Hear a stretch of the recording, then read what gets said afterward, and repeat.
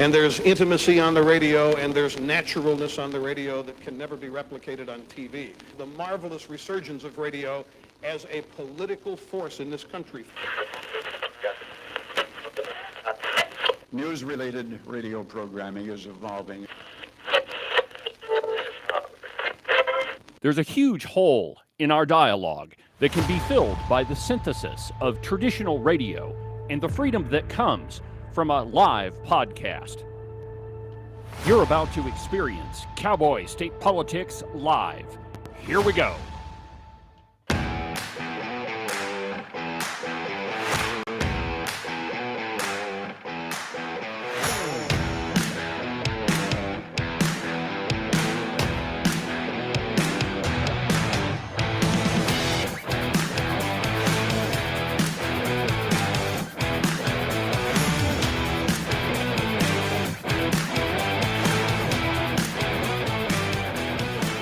Good morning, my friends, and welcome to the 6th anniversary of Cowboy State Politics. From very high above all the puerile and insipid forms of Wyoming mainstream media, this is Cowboy State Politics. I, of course, am your illustrious host, David Iverson, firmly ensconced behind the silver Cowboy State Politics microphone and broadcasting to you from the base of the Bighorns at the Cowboy State Politics Studio in Sheridan, Wyoming. Good morning, my friends, and welcome to the program. Happy Season 6 premiere.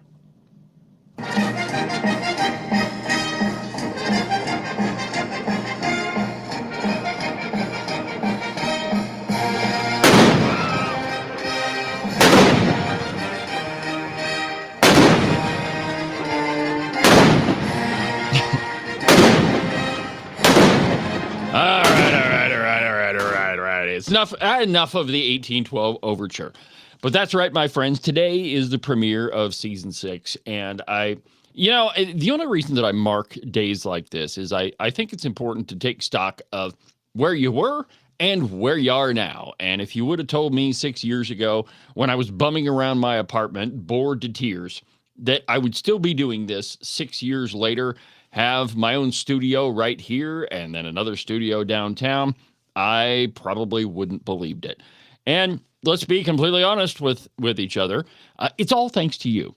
I couldn't do what I do without you watching and or listening and all of the things that you do for this program. So thank you very much. And just think about how much we've learned in the last 6 years. When I started the program, there was no conservative media in Wyoming. The only media that you had was your local, newspaper. You had the Cowboy, which interesting. I don't know who started first, either if it was Cowboy State Politics or the Cowboy. I'm not exactly sure, but one thing can be certain: we started about the same time. And I got irritated with the mainstream media, and I decided, you know what, this is stupid. Instead of just sitting around complaining all the time, irritating everybody that, I know, I need to do something. And so still, when I tell this story, it continues to blow my mind. But let me just go through it with you. It's the Season 6 premiere. And so I see no reason why I shouldn't tell you the entire story. So 6 years ago, I had just lost an election, the second election by 138 votes. Yeah, there's 138 people in Johnson County that I did not reach. Anyway, actually 139 because I needed to win. Anyway, I had roughly $50 in my pocket. And so I went to the Family Dollar and I bought one of those. Well, it was a really cheap gaming headset, but it was the best one they sold at Family Dollar. And so I bought it. And the only reason I mean, there wasn't a store where you could go buy a microphone. And so I spent $30 on the headset, went home, and just started recording, started talking. Didn't even have a theme song yet, hadn't picked one out, had no idea what I was doing. And thankfully, not that many people have listened to the first episode of Cowboy State Politics. But I still keep it around. It's still available. You can go find it. But, occasionally I go back and listen to parts of it. One, because the first interview that I did was with Gail Simmons. And so, I mean, that thing is a gold mine. But anyway, I just started talking. And, a couple months later, there were some public officials that decided they wanted to come on the program. Chuck Gray was one of the first ones, if not the first one. He was in the House of Representatives then. And then pretty soon it got a sponsor, and the thing kind of grew from there. And here we are 6 years later, almost 379,000 downloads. Today on the podcast will mark the 979th episode of Cowboy State Politics. 979 episodes, 979 times that the Redcoats wish that this program have never started. So, it's an important day here on the show. And, I mean, maybe for the only reason that I'm still around and that I'm still talking to you, and, it's a big day for me. And so thank you for watching. Thank you for listening. Thank you for everything you do for this program. I really appreciate it. So let's get to the news. There's a number of things, and it's, okay, so today is kind of a hit and miss sort of day. There are some important stories in the media, or some important stories out there, I shouldn't just say in the media. And then, there's some other kind of news deserty types of stuff. But we begin this morning with the Federalist.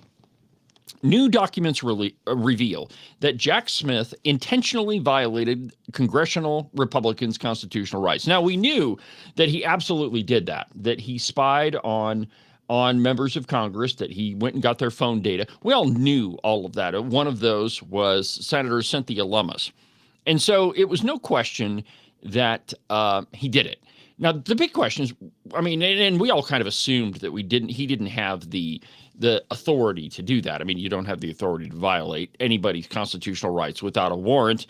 And at last we heard he didn't have a warrant to do what he did. But now it's come out, and this piece in the Federalist kind of explains it. But it's entitled, New Documents Reveal That Jack Smith Intentionally Violated Congressional Republicans' Constitutional Rights. And I quote, the Biden administration okayed special counsel Jack Smith's subpoenaing congressional phone records, knowing, and there's the key word, the subpoenas were unconstitutional. Emails released last week revealed. The same trove of documents also established the illegality of the non-disclosure orders issued by the courts, the gag orders, to prevent the telecommunication providers from alerting members of Congress of the unconstitutional seizure of their toll records. And so, there's one other tidbit in there, that the phone companies knew that what Jack Smith was doing was absolutely unconstitutional, but they went along with it anyway. So, I mean, part of the blame lies with the cell phone carriers, which, that might be a warning to all of us. I mean, you shouldn't be doing anything illegal anyway, or, and so don't talk about it on your phone. And if you want to keep something private, maybe don't talk about it on the phone. Anyway, last week, as the nation turned its attention ahead of travel in Turkey, Chuck Grassley released another 24 documents related to the Arctic Frost investigation into Donald Trump and special counsel Jack Smith's subpoenaing of congressional phone records. A May 17th, 2023 email from the Biden administration's DOJ to Smith's team proves explosive. With the public integrity section concurring in the subpoenas for toll records for the identified members of Congress. So they knew it was illegal. They knew it was a violation of constitutional rights, but they did it anyway. It just goes to show you that the Biden administration really didn't care at all about the Constitution, that they had no intention of following it. They had no intention whatsoever of respecting the constitutional rights of members of Congress. Now, here's the big takeaway that I think that everybody should pay attention to. If they can do this to a U.S. congressperson, a senator or a representative, who can't they do it to? The answer to that is no one. That your information is, yes, it is protected by the Constitution, but those folks that are in power aren't going to respect your right to privacy or your freedom of speech or your freedom of expression, that in their pursuit of ultimate power, they'll disregard everything. And, it was Lord Byron that said that power corrupts and absolute power corrupts absolutely. And I mean, this is a perfect example of that. That they knew it was illegal, they knew they didn't have the authority to do it, and yet they did it anyway. And if you're counting on your cell phone provider to save you in this whole instance, it's very clear that that's not going to happen either. And there's who knows what AT&T and Verizon were threatened with if they didn't go along with all of this. I mean, it was the Biden DOJ, and if they are, subpoenaing phone records from members of Congress, then there's very little that they're incapable of doing. And so, I mean, it's I would love to know what those cell phone carriers were threatened with, just to see, what was it? Were they going to be threatened with an antitrust suit, and break up the companies? I mean, what was the impetus there that caused these cell phone carriers to go along with the Biden administration? Now, it could be that in the end we find out that it's just a matter of politics, that the cell phone carriers, keep calling them characters, which maybe that's a Freudian slip. But maybe it's just a case of politics, that they disagreed with the Trump administration with members of Congress and the Trump administration. And so they just went along with it, and they didn't really care about law. So there's plenty more that needs to be uncovered here. And the place to look is what caused these companies to go along with the absolutely corrupt Biden administration. I mean, what was it? Was it an antitrust suit? What was the threat? What compelled them to do that? Notwithstanding the clarity of the D.C. Circuit's holding in Rayburn House Office Building, that's a Supreme Court case, that a search that allows agents of the executive to review privileged materials without the members' consent violates the speech and debate clause. So what is the speech and debate clause? So your elected official, even in Wyoming, they have protection for just about everything that they're talking about with legislation, definitely on the floor, but also in conversations with their colleagues, because it's just assumed that all of that relates to speech and debate. And you can't have an open discussion between legislators if you can't have confidentiality. And one of the reasons for it is so that you can't be held liable for whatever arguments that you're going to make on the floors of Congress or in the legislature. That's really what it relates to. But that means that those phone records were also privileged. And so there was absolutely no reason whatsoever to assume that Jack Smith even cared about any of that. In other words, the Biden administration ignored Smith's blatant violation of congressional Republicans' constitutional rights under the speech and debate clause because that special counsel's office was unlikely to criminally charge any of the congressional Republicans.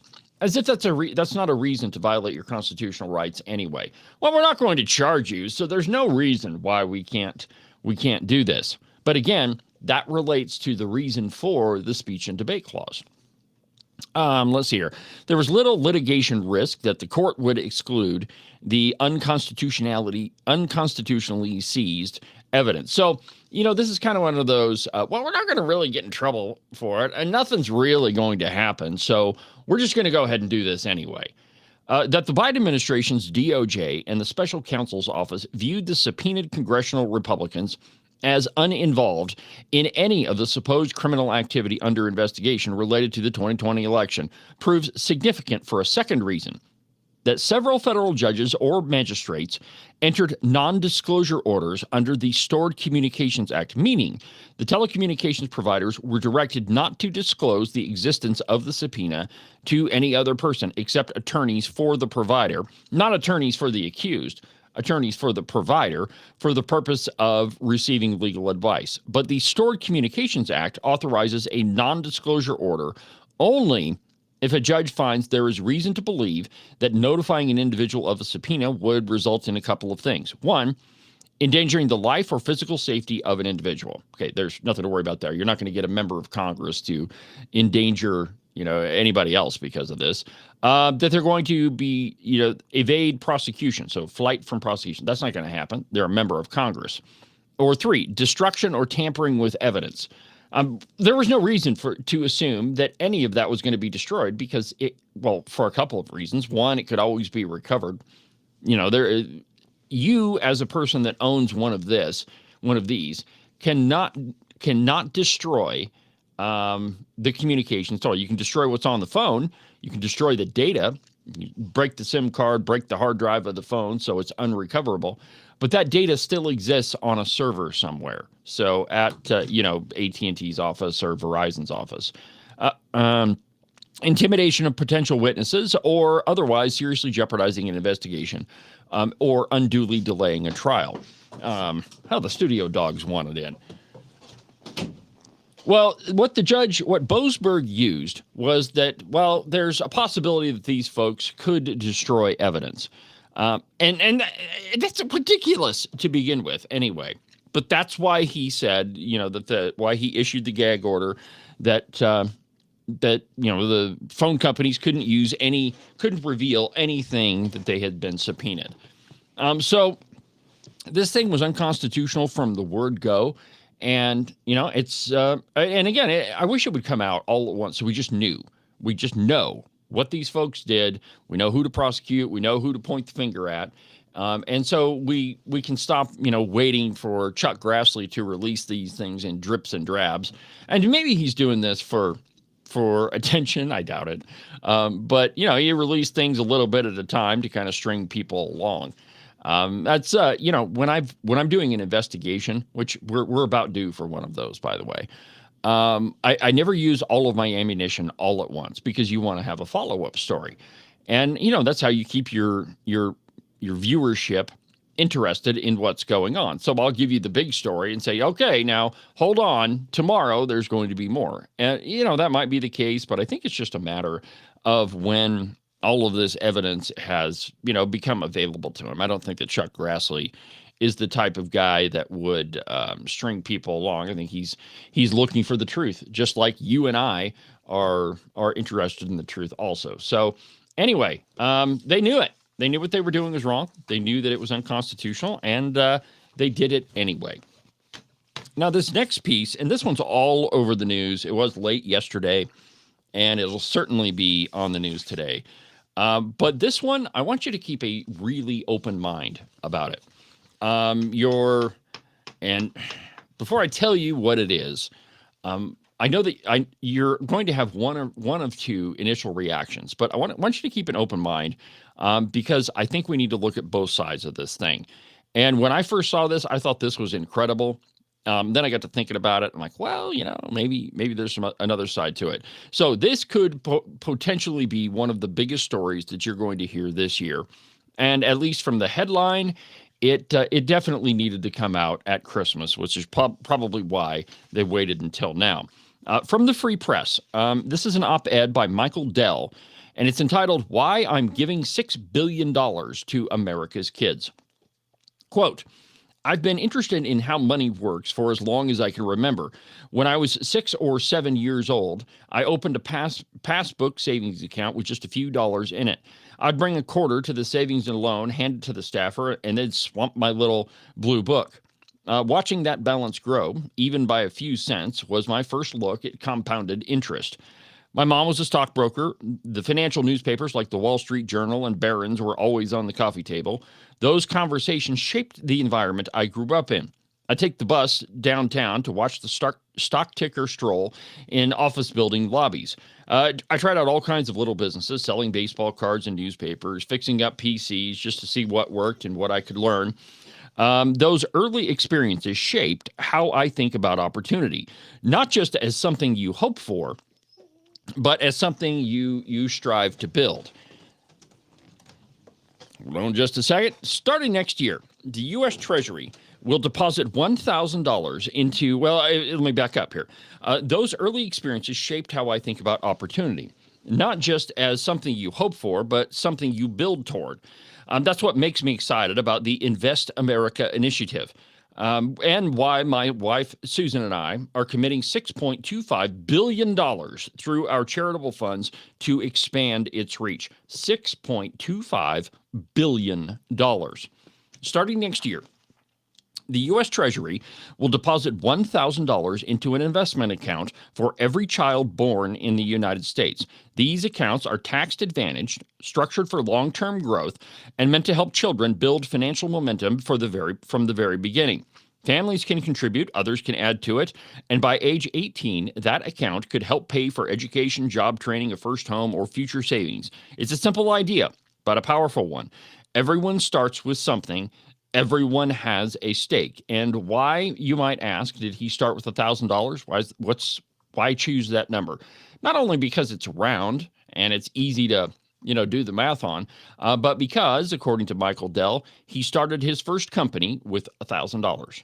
And so that's the number he chose. Now, what moved us most was a chance to expand the opportunity to even more children. Our $6.25 billion investment will seed 25 million additional accounts with $250 each, reaching most children age 10 and under who were born before the federal program begins. It's a direct, practical way to give families a starting point and a new subject at the dinner table. My parents didn't treat investing like a topic for experts or adults only. It was part of the everyday conversation. And that's part of what Invest America can make possible for other families. It makes more money visible and tangible for children, something they can ask about, track, and understand. It teaches kids about money. By the time the child turns 18, their account could be worth thousands. And that balance could open up real options like paying for school, entering a job program, putting a down payment on a home, continuing to invest. That's just about unlocking potential. It's about creating tangible pathways. For some, the use of funds might lead to a college degree. For others, it might mean a credential or a home.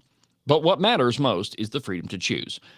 Too often, access to the financial system depends on where you're born, who your parents are, and whether someone explains how it all works. This initiative shifts that.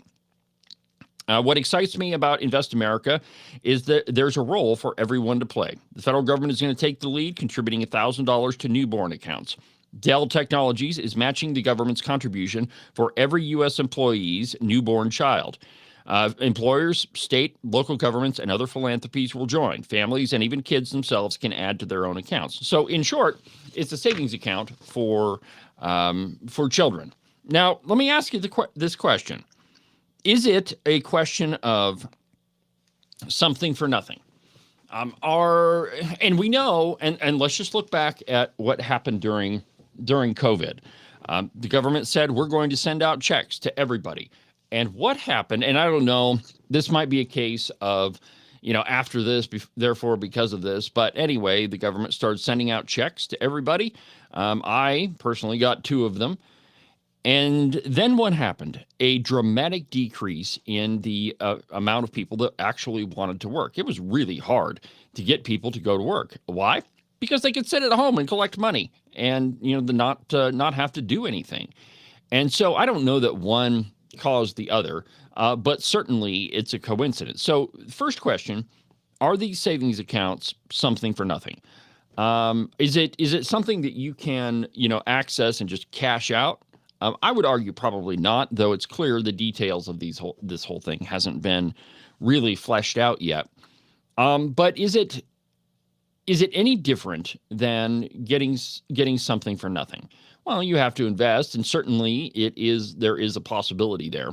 But I think while the details have yet to be worked out here, I think that this is an absolutely incredible example of charity. Now, yesterday on the program, by the way, I need to kind of apologize for what happened yesterday. But anyway, yesterday we were talking about having, investing in charity. Monday's edition of the podcast was exactly that the government, it cannot be involved in charity, that it's actually impossible for government to be charitable because it's your money. It's not that the government doesn't have its own money, that charity is up to us.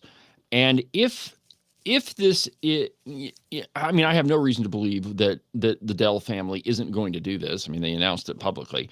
So it is a perfect example of how individuals in the free market can do the things that need to be done, or that they think need to be done. Now, we often hear in government that, well, and this is the classic Obermuller argument about government. Well, government exists to do the things that private individuals can't.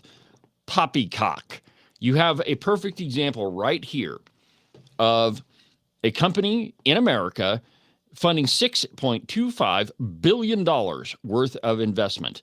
Now, I have always believed that investment in the private market is worth far more than any alleged investment in the public market. Because if you want something screwed up, get the government involved. Everything in the government costs more. Private industry, private individuals can do a heck of a lot more with money than can people in government. And so if they're going to fund all of these savings accounts for children moving forward, there's no reason whatsoever to assume that it's not going to be successful. And, no doubt the reason why they waited until right now to release this publicly is it's the Christmas season, that people are generally more charitable around Christmas. And I think this is a perfect example of what private equity and private companies can do in America. We need to do away with the lie, and it is a lie, my friends, that government just can do things that the private sector can't. That's bullcrap. If you want something done, and you can go find the money, there are individuals across, even in this whole state, that are extraordinarily wealthy, that if there was a cause that they thought was a good cause, they would absolutely donate money to. And so, we have got to stop relying on government. And this is why I think this is the main reason why I say this is the most important story of the year. Because it is a perfect example of how private individuals, not the government, make things happen. We've been living under this lie for so long, and there's another one that I'm going to get to right after the break, a continuation of a story I told you about yesterday. But we've got these people running around saying that it's government. Government has to be involved. You can't start a business unless there's government. That the free market doesn't work, that the free market is working against us. All of these lies. Well, it's not true, my friends. None of it is. Private individuals, private companies can do things, amazing things. Think about this. A savings account for every American child. Holy crap. And none of it. And it's not government money. It's a private individual doing this. Absolutely incredible, my friends. And thank God for charity and private companies. More in a minute.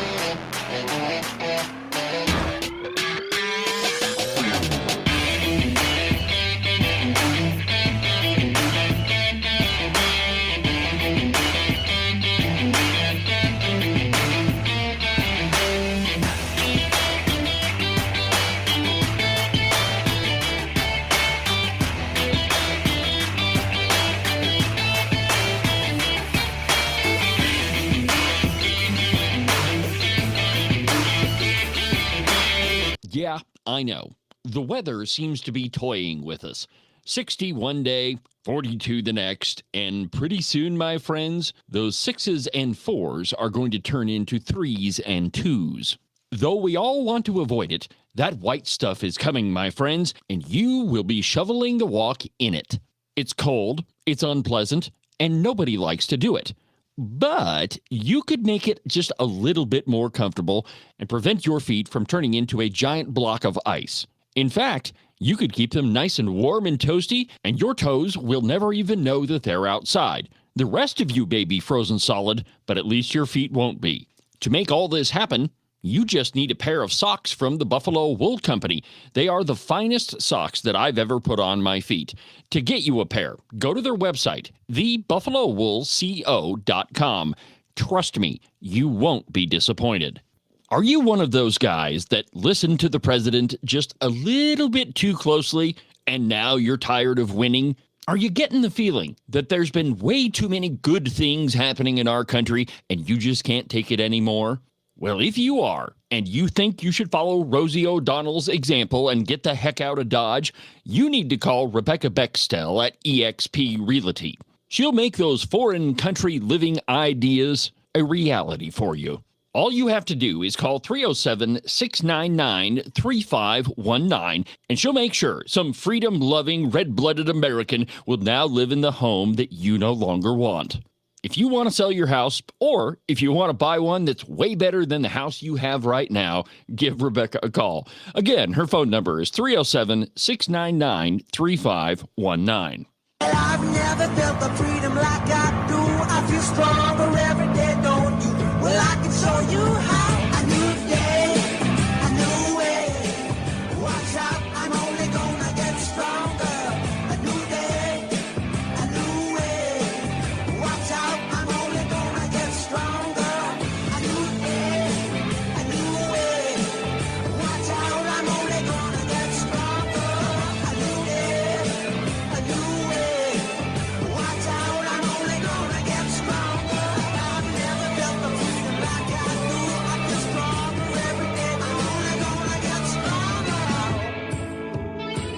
Cowboy State Politics is only going to get stronger. This program is only going to continue to expand, and it is at an astonishing rate, my friends. There's the Cowboy State Politics podcast, Cowboy State Politics Live, now the Outrider, and coming soon, the Open Range Record. So there's a ton of stuff that's happening on the program, and I am excited to bring it all to you. And one simple thing, like I really enjoy sitting down and making a newsletter to send out to everybody. It's I really get a kick out of it, and I love all the comments that I get out of it. Also, it's just another way that you and I can communicate, and I think that that's probably the most important thing that we can do, that to keep the lines of communication open so that you and I have a direct line. And that, like I say, there are hardly any other sources in Wyoming where you can get this type of information. And certainly, most of them have turned liberal. And I've, to tell you the truth, I have no idea why.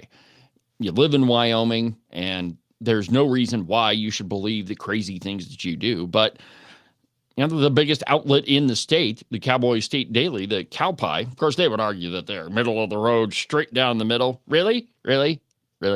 Why is it that you've never talked about the radical left in Wyoming, the far left in Wyoming, the extreme left in Wyoming?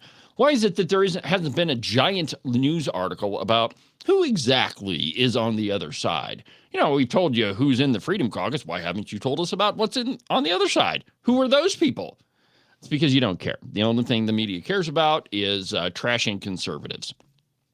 Speaking of which is why it's so important that we have Cowboy State Politics. And again, thank you for watching and listening and reading and all the stuff that you do. Yesterday, and I've been on this story for quite a while. Of course, we interviewed Josh Durrell from the Wyoming Business Council. I think I played that for you last week. But he made some comments during the interview that are incredibly shocking. Let me just refresh your memory here.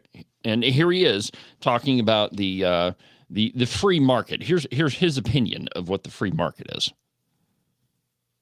The free market is actually not free, but you have to remember those markets are working. Okay, the market is working against us. So we have to use government intervention to actually reverse that. I know all of you are probably going to have to take some Benadryl because that sounds like an allergic reaction waiting to happen. That's what he's been saying that for a long time. The free market really isn't free.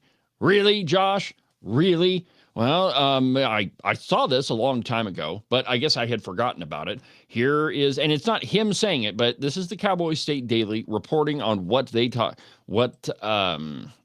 Josh Durrell said. And it's our illustrious Agent 29 who they're talking about. It's when he said that he wanted to defund the Wyoming Business Council. But here he is. Here's that little piece of video. Watch this. Through the free market. Mr. Pendergraft's other reason is that basically what the Business Council is doing isn't working. He says the state's GDP has gone down since 2015 and that it's not working for the state. Wyoming Business Council CEO Josh Durrell said he shares Pendergraft's concerns about government intervention in the economy. However, he added that no markets are truly free markets anymore. Oh, really? Really? well, I share your concerns about the free market, but really, markets are never free. That is bull crap. What that's saying, what his argument is, well, you know what? Government has been involved in the free market for so long. There's no reason why we can't stop. That's a logical fallacy. That's the same. That's as dumb as saying, well, we've spent so much on this failing idea. It would be a waste to do something different. We just have to continue investing. We've got too much invested in this. Or in Josh Durrell's case, we have too much invested in socialism and monkeying with the market. And let's just be perfectly honest about what he said, that the free market is working against us. That's not true at all. That's a lie that's been told by liberals for a really long time to convince you to support government intervention, to take your tax dollars and put it towards causes that benefit a few individuals. It is graft, my friends. And there's no better example going on right now than what's happening with this so-called affordable housing. There are housing developments all over the state that were set up to benefit private developers. That they're not affordable. They don't even play by their own rules. And it is a perfect example of using your money to benefit somebody else. And that's what it is. It is straight up picking winners and losers. And what do we mean? What do I mean when we say picking winners and losers? Well, that's somebody in their ivory tower in the state legislature, or Josh Durrell, who, by the way, makes over $200,000 a year. Anyway, it's him saying, we're going to assist this company over this company over here. We're going to help these folks, but you over here, you have to compete with the government. That's exactly what's happening. Give your competitor money because we like you. There's no reason why we shouldn't just give you taxpayer dollars. It's absolutely insidious. And that you have a guy that's leading that organization that truly believes that. Well, the other part that I brought you yesterday is that the Wyoming Business Council, they've set up these watch parties of the Appropriations Committee. So all this week, the Joint Appropriations Committee is meeting. They're going through, they went through the governor's budget yesterday, and tomorrow it'll be Josh Durrell that's in the hot seat asking for money from the legislature. And so it's just all of these budget requests. And so the reason why he set this up is to use your money, because let's be perfectly frank about the whole thing.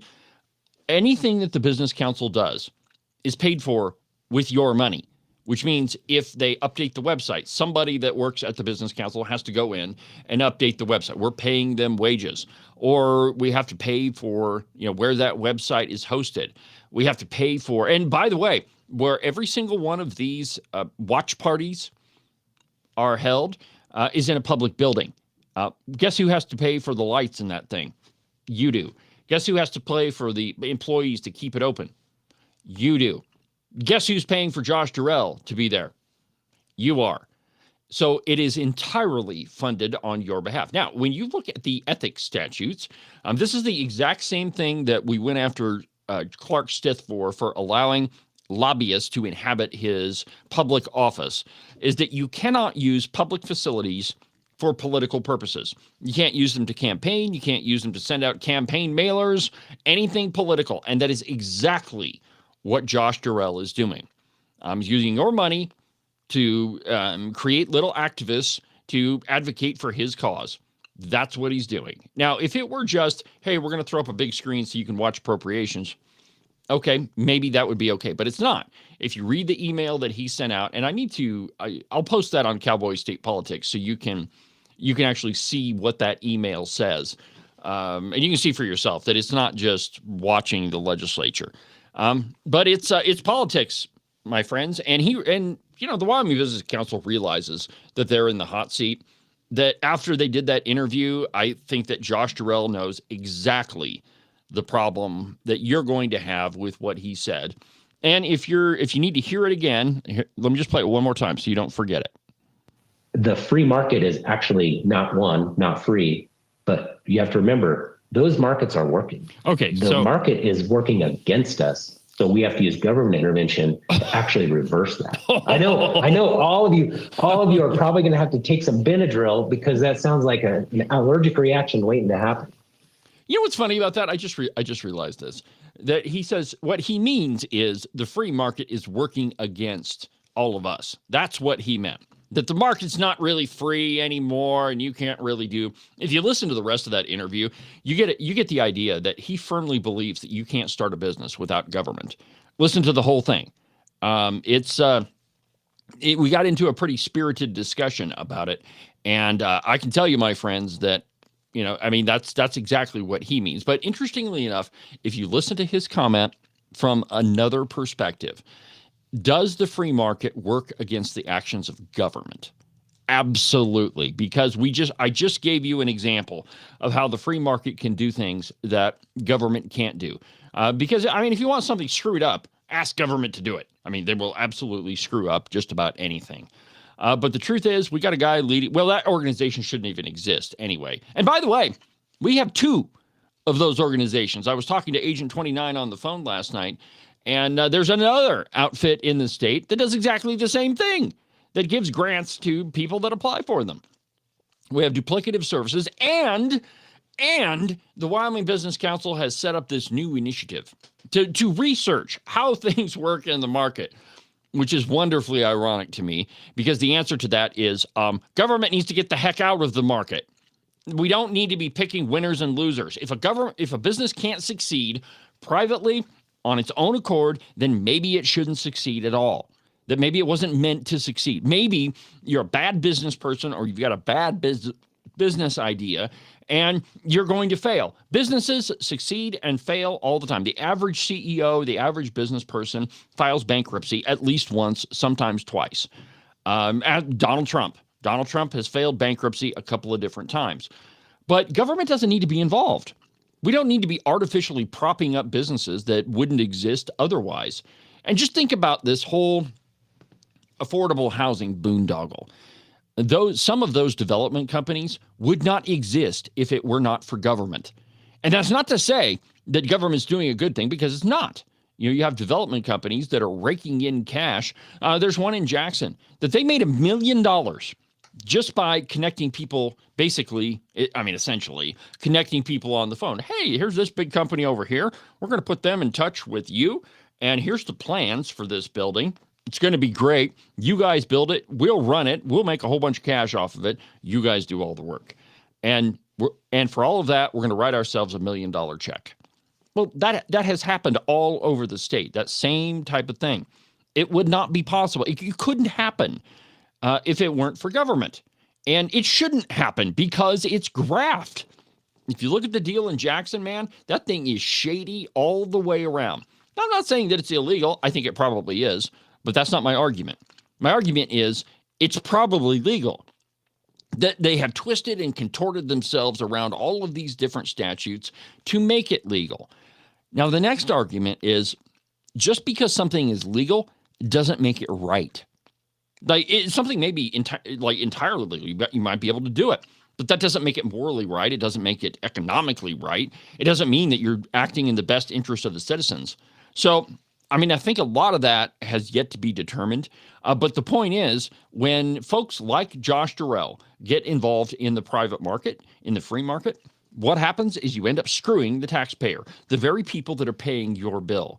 And it is so important that you do not forget what Josh Durrell said. So every time you see that little logo everywhere, Wyoming Business Council, WBC, you see it everywhere, what you think is the free market isn't working, that the free market is working against us.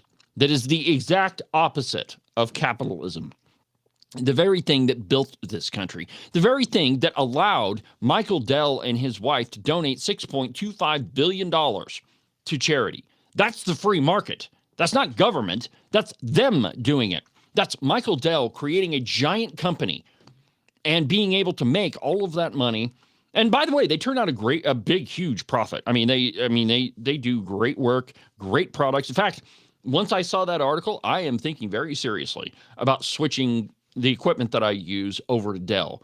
I just got to make enough money to buy a new computer to do that, or to find a whole bunch of advertisers that want to come on Cowboy State Politics. By the way, if you're a company and you want to advertise in a different way, consider advertising on Cowboy state politics.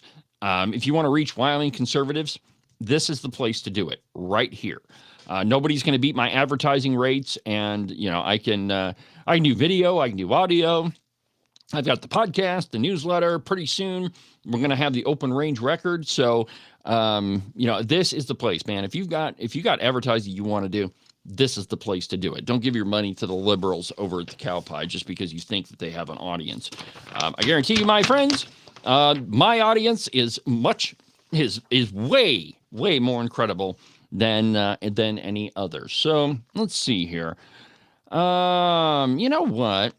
Okay, so let's go here. There was a special election in Tennessee yesterday. The radical socialist lost. That is what her name is, Afton Bean. Well, she lost last night, thank God. From Fox News. Trump-backed Republican keeps crucial congressional seat in GOP hands with special election victory. And I quote, Republicans will hold on to a GOP-controlled vacant congressional seat in Ruby Red, Tennessee, after winning a hotly contested special election that grabbed plenty of national attention. They called her the AOC of Tennessee. And wow, she acted like it, man. Republican nominee Matt Van Epst on Tuesday defeated Democratic rival Afton Bean, however you pronounce it, according to the Associated Press, in the high-stakes race to succeed former GOP rep Mark Green, who resigned from office in June to take a private sector job. The race was bigger than just one campaign, Van Epst said in a statement after declaring victory. It represented a defining moment for Tennessee and for the direction of the country. With the GOP clinging to a razor-thin majority in the House, the special election was seen as a must-win for Republicans. Okay, let's see here. President Donald Trump carried the 7th Congressional District. He campaigned for him. Mike Johnson was there to campaign for Van Epps. But Democrats were energized following their decisive victories in last month's 2025 elections. All right. Let's just talk about those for a little bit. The media went apoplectic about the Democrats winning in New Jersey and in Virginia, and there was one other that escapes me right now.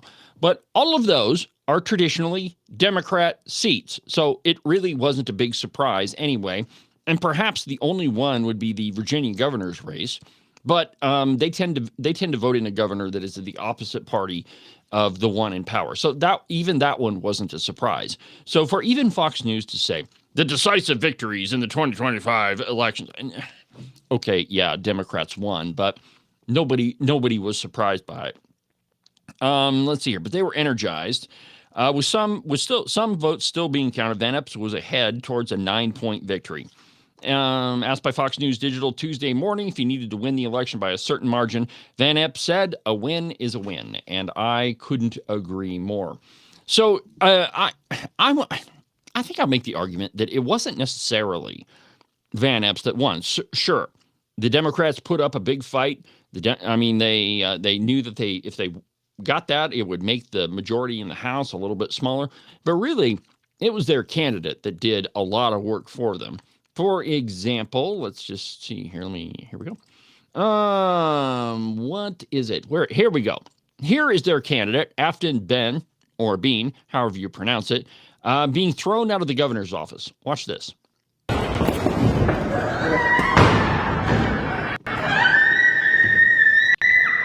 Wow. Listen to her scream. Say something to us. Are you okay?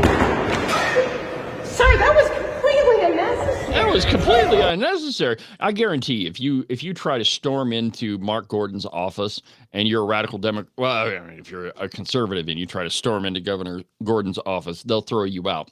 Or there is what Bean or Ben said on a podcast. Let me just play that for you. If you're trying to get elected, my guess is you probably shouldn't say things like this, but her district would have been Nashville. Listen to this. Heavily involved with the Nashville mayoral race because I hate the city, I hate the bachelorettes, I hate the pedal taverns, I hate country music, I hate all of the things that make Nashville apparently an it city to the rest of the country, but I hate it. Yeah, I'm that girl at the airport that all these bachelorettes are giddy walking out in their two-toned colored Pantone pink shirts, and they walk out and I'm like, they're like, oh my God, Nashville! It's so bad. They're so loud. Oh, yeah. Now, it couldn't be that maybe voters in Nashville decided that that is not the person that they wanted representing them. That maybe, perhaps, having that person as a representative might look kind of bad for them. And maybe, just possibly, she wouldn't be acting in your best interests. The truth is, Afton, whatever her last name is, wasn't a good candidate, was a radical socialist. And the reason the Democrats thought that, maybe they could push this one through is what happened in New York and what happened in Seattle. But there again, I think the Democrats are overplaying that. And let me explain why. Is there a push towards socialism? Sure there is. Mom Donnie is a devout socialist. There's no question about that. I contend that he's a communist. I mean, he's said a lot of crazy things, that we have to seize the means of production. And then that chick over in Seattle, so she won. But those are mayoral elections. Those aren't statewide elections. Those aren't even congressional elections. I think that we ought to pay attention to them. Yeah, I think they're important. But I don't think that it tells you that the entire country or even an entire congressional district is moving in that direction. Tennessee, in general, is a fairly conservative place. I would say probably demographically, it's probably about the same as Wyoming. I contend that Wyoming is probably somewhere between 55-45, 60-40 between conservatives and Democrats. And notice I don't say Republicans and Democrats. It's conservatives and Democrats, because a lot of the people in the Republican Party may as well be Democrats because they vote like them.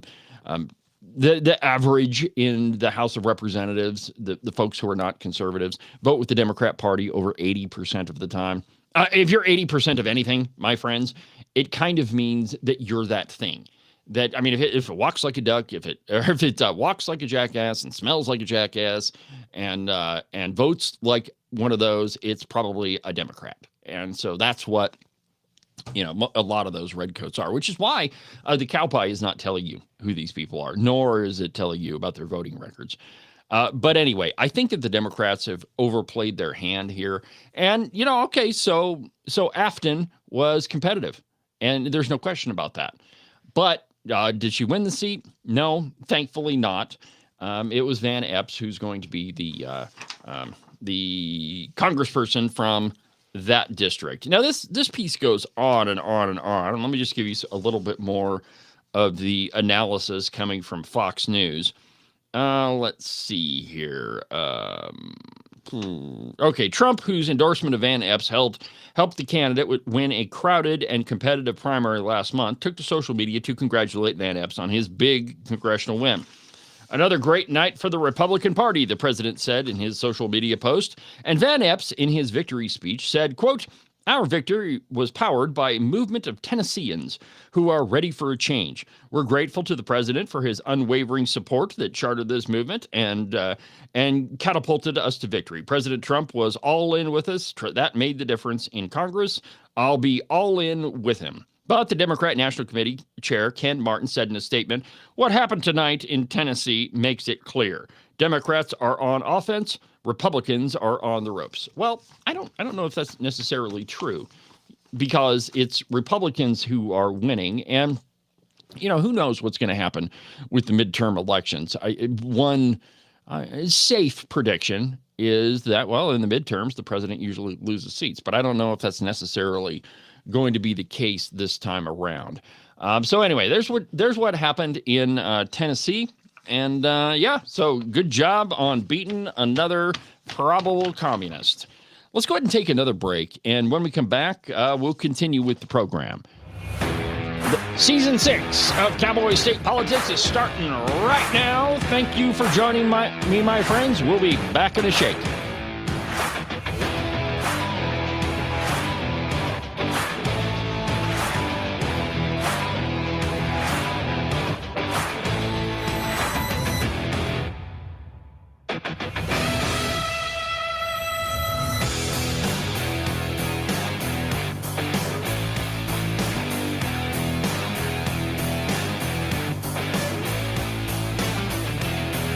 Make sure that you subscribe and follow the Cowboy State Politics podcast. You can do that from the website, cowboystatepolitics.com, or anywhere that you get your podcasts.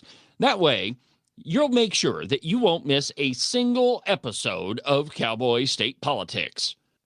Hunting season. Right about now, you're off with all of your pals, stalking the big gigantic elk or buck mule deer that you've been thinking about all summer long. And your lovely wife is at home, probably enjoying her time without you. But soon, my friend, all of that is going to come to a screeching halt. And I want you to think about just one little thing. She's able to park her car inside the garage because all of your hunting crap is with you right now. Now, if you'd like the marital bliss to continue, I suggest you make a call to Marcos and Jesse at Morton Buildings. Their phone number is 307-674-2532.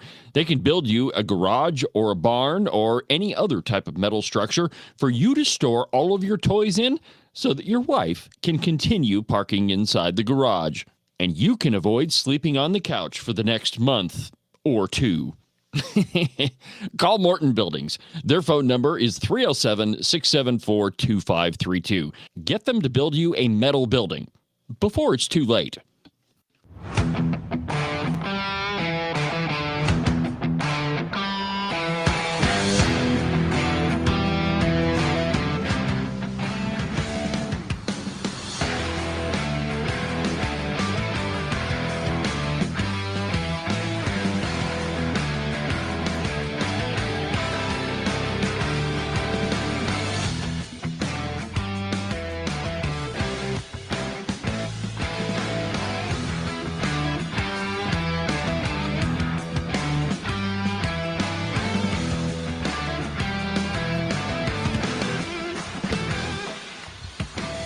Welcome back to the program, Cowboy State Politics Live on a Wednesday, the Season 6 premiere of Cowboy State Politics, and I'm glad that you could join me for it. And this is always one of those great days. I'm in a great mood when I get up, and it's a sense of accomplishment. There are not that many people in Wyoming that can that have a record like I do. And 6 years, the biggest podcast in Wyoming, the most listened to. And, this program is your source for, real investigative journalism. We're not one of those folks that's going to let somebody like Josh Durrell question the free market and get away with it. Nor is this the program where we're going to let the liberal media slide by with, these are all the members of the Freedom Caucus. Yeah? Well, who are the members on the other side? Who are they? Formerly the Frontier Republicans, formerly the Wyoming Caucus. Now we don't know what they were. But before they were all of that, they were the establishment in charge of the Wyoming Republican Party. Now they're on the outside. So anyway, by the way, I've got an op-ed coming about that. I was working on it a little bit yesterday, and it's going to be one in my snarky style about, hey, these are the folks that they won't tell you about. And, I've got some other things that are in the works that, man, it seems like, and I'm sure that I irritate the lovely Christine all the time because I am constantly working on something. We'll be watching TV or something, and, my phone will ring, and you'll never know who it's going to be. And there was one night we were first got together and we're watching a movie and my phone rang, and it was it was one of the state senators, and I talked to them for a little bit, and I shut the phone off, and I'm like, it's okay. I apologize for the phone call, but the job that I do, I kind of need to answer the phone. Never know when something important is going to come up. So we watched a little bit more of the movie, and then my phone rings again, and it was Secretary of State Chuck Gray. And so I talked to him for a little bit. I was like, don't worry, honey. That'll be the last phone call. It's getting late. It's you don't have to worry about that. We'll just continue watching the movie. And then my phone rang, and it was Congresswoman Hageman. And so and I think and there was another one after Congressman Hageman called. Then it was the Speaker of the House. So I'm sure that I irritate her, and God bless her for putting up with me. More importantly, I thank God every day that he that he brought her to me, and it's she is, and I can't. I need to say thank you to her also for supporting me, for being a part of this amazing thing, for being my amazing wife. And so I couldn't do any of this without her. And certainly a lot of the things that you're seeing happen with Cowboy state politics are because I've got her in my corner, and I love her to death. And she is the most important thing in my world. And so thank you very much, honey, for putting up with me. All right. So on with the program. You remember all the questions we had about Biden's mental decline? And we were rebuffed on all of them. And they all said, wow, there's nothing wrong with President Biden. He is in perfect health. They lined up doctors to examine him. All of he is more youthful than anybody. That he'll run circles around everybody, even though he puts a lid on things at 10 a.m. He'll just outwork everybody. He is in that office constantly, and nobody can keep. You remember all that bull crap? You remember the Easter Bunny that ushered him off? Oh, no, Mr. President, move this way. If you go watch the video, and I don't think that I recorded that one. No, I didn't, just because it's just irritating. Anyway, but you remember all the pieces that you conservatives, you're out of your friggin' mind. There's nothing wrong with the president. Well, from the Daily Caller.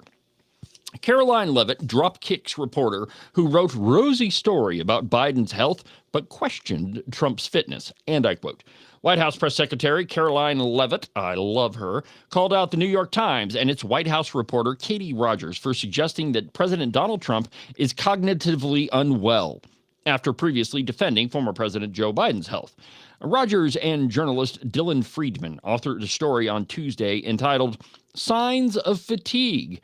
Trump faces realities of aging in office, which suggested that the 79-year-old president has made fewer public appearances and has appeared tired in comparison to his first term. Levitt denied these allegations and pointed out that the story is by the same reporter who defended Biden's cognitive health after his fall on Air Force One in March of 2021. Quote, I'll point out one fake news story over the weekend before I let you all go. From the New York Times that took about 1/3 of the president's daily calendar and his daily schedule and said that he's doing less than he did in his first term and that he might not be fit for the job. And pay no attention to the to the man behind the curtain.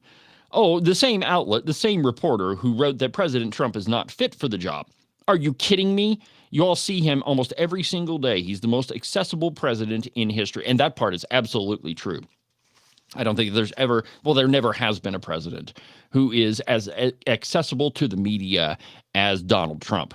Now, under Rogers' byline, the Times published the headline, Biden doing 100% fine after tripping while boarding Air Force One, which cited Karine Jean-Pierre and then the principal deputy press secretary.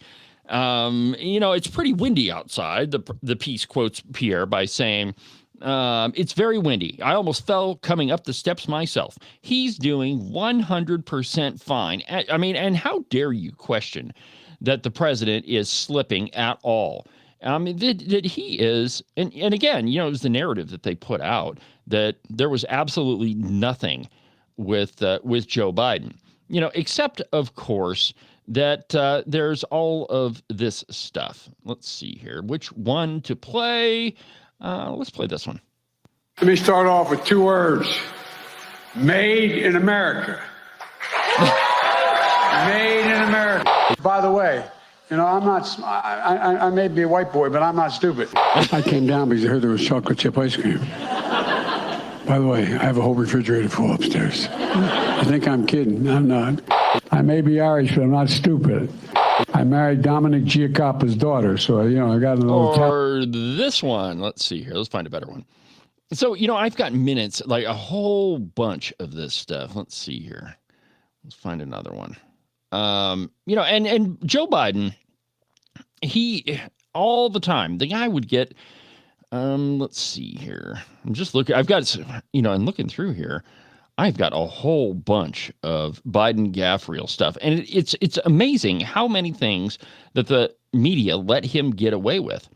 That it went on and on and on. Here's one. Let's see here. Listen to this one. and I do it. He doesn't do This it. He is from can't the hit a ball debate. 50 yards. He challenged me to a golf match. He can't hit a ball 50 yards.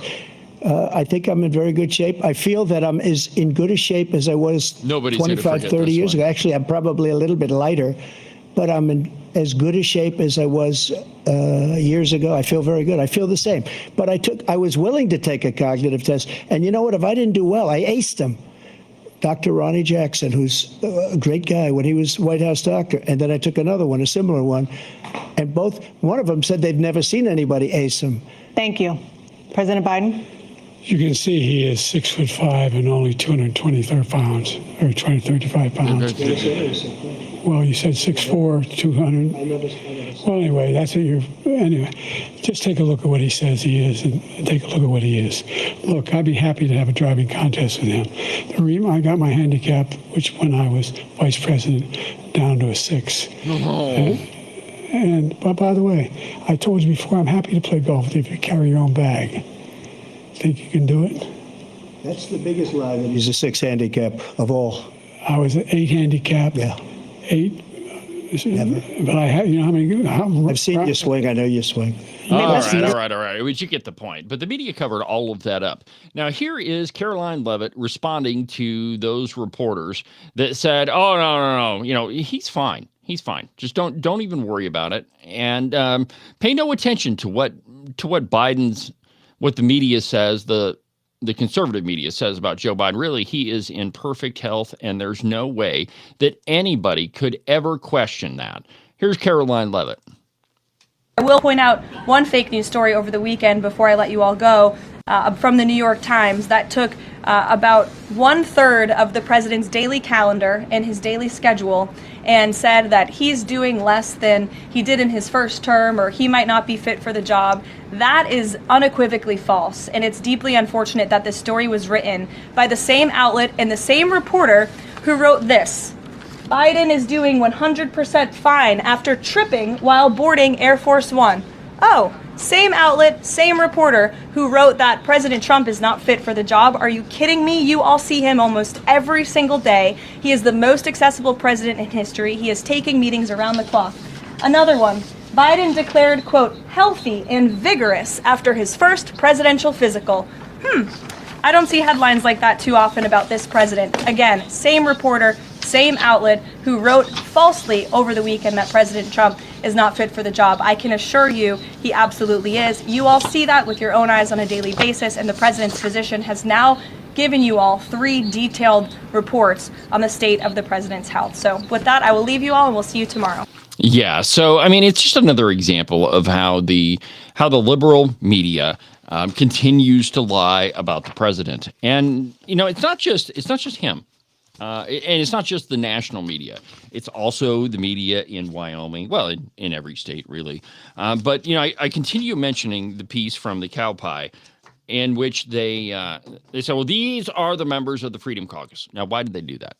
Claire McFarland claimed on the morning show, whatever they call that, their morning program, that we genuinely wanted to know who they were. We just didn't know. That's bullcrap.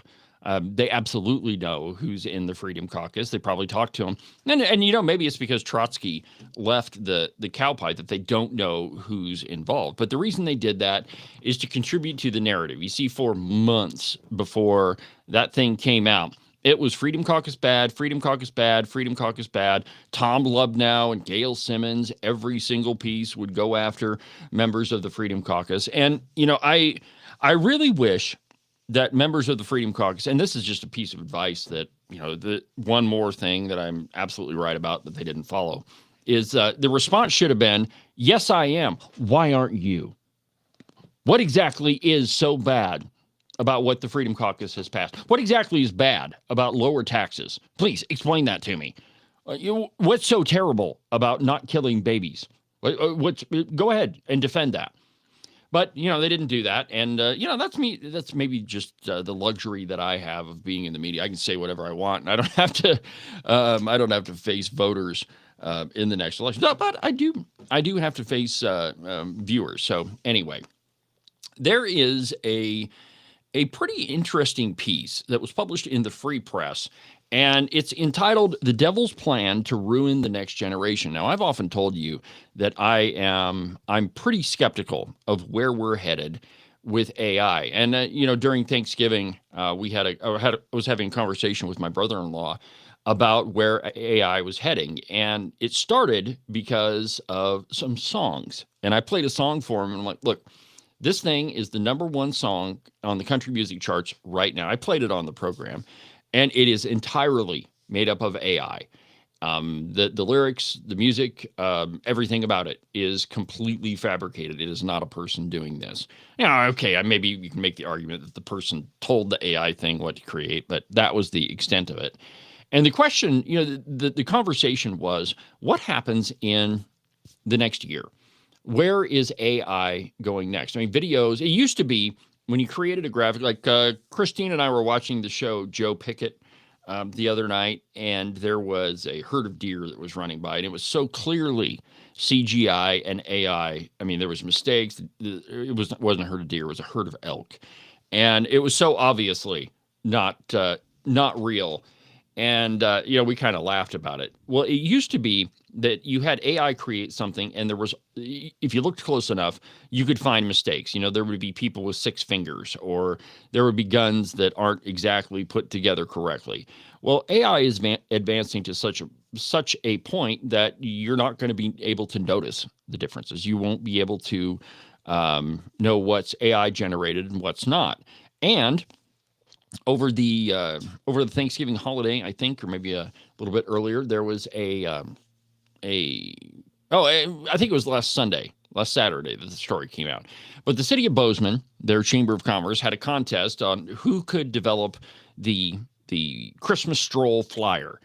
And they selected a winner, and they were going to go with that one. And then there were questions that maybe that person used AI to create the flyer. And it was a big controversy, and the chamber ended up pulling the prize from the winner. And now they're just going to use a photograph of the Christmas stroll for this year's advertisement. But if you looked at it, it was so clearly created by AI. I mean, you can, and it's not that I'm against that. I think it's a wonderful tool. When you see the open range record, I'll openly admit that I wrote it with AI. I'm not a computer programmer, and so I can't write an entire program like that, but it is pretty sophisticated, and I do like it. But anyway, a lot of the things were created with AI there. And let me just give you one other scenario that will probably happen. Let's say you're in a divorce proceeding, and you're about to get divorced from your wife, and then a video shows up in court of you with the neighbor. Looks completely legitimate. Definitely your face, definitely your build. There's nothing in the video that would lead you to question that it wasn't genuine, except, of course, that you didn't do that. How are you supposed to defend yourself? The only thing you can say is, well, I didn't do that. What's the judge supposed to do? How is the judge supposed to react? Oh, look, it looks entirely legitimate to me. This is in. Even though it's, in the end, it is entirely 100% fabricated. We are not that far from that scenario, my friends. AI is progressing at such a rapid rate that pretty soon you will not be able to notice the difference. You will not know the difference between what is real, what song was written by a human, and what song was written by a computer. Well, this piece in the Free Press is entitled "The Devil's Plan to Ruin the Next Agenda," and basically what the author did was it asked AI, "What would you do? How would you destroy the next generation?" And let me just read to you from it. Earlier this year, someone started a viral trend of asking ChatGPT this question: if you were the devil, how would you destroy the next generation without them even knowing it? Chat's responses were profound and unsettling. I wouldn't come with violence. I'd come with convenience. I'd keep them busy, always distracted. I'd watch their minds rot slowly, sweetly, and silently. And the best part is, they'd never know it was me. They'd call it freedom. Kind of a sobering, I don't know what you call it, hearkening back, a sober thing of something that we've probably heard before. I know that you've heard this, but I'm going to play it for you again before we go into the article. Here's Paul Harvey. If I were the devil, If I were the prince of darkness, I'd want to engulf the whole world in darkness, and I'd have a third of its real estate and 4/5 of its population, but I wouldn't be happy until I had seized the ripest apple on the tree. V. So I'd set about, however necessary, to take over the United States. I'd subvert the churches first. I'd begin with a campaign of whispers. With the wisdom of the serpent, I would whisper to you as I whispered to Eve, do as you please. To the young, I would whisper that the Bible is a myth. I would convince them that man created God instead of the other way around. I would confide that what's bad is good and what's good is square. And the old I would teach to pray after me, Our Father, which art in Washington. And then I'd get organized. I'd educate authors in how to make lurid literature exciting so that anything else would appear dull and uninteresting. I'd threaten TV with dirtier movies and vice versa. I'd peddle narcotics to whom I could. I'd sell alcohol to ladies and gentlemen of distinction. I'd tranquilize the rest with pills. If I were the devil, I'd soon have families at war with themselves, churches at war with themselves, and nations at war with themselves, until each in its turn was consumed. And with promises of higher ratings, I'd have mesmerizing media fanning the flames.